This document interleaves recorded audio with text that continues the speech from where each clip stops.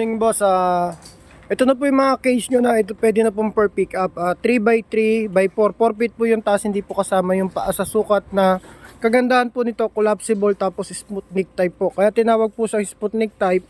Pag pumasok po siya rito, hindi na po siya makakalabas. Saka iwas ano po sa pusa kasi may takip po siya. Tapos double trapdoor po, ayan. Tapos ito po yung pinakatakip ng release. Ayan. Tapos ay yung pinaka feeder liner po niya ay sa baba. Saktong-sakto po yan sa mga 15 po na kalapate po hanggang 16 kasi siyam po yung butas ng pinaka ano niyan. Ayan. Ayan. Ito po natatanggal po yan, nakatornilyo lang po yan. Tapos ang ginamit na pong steel matting dyan, 1x1 po na galvanized.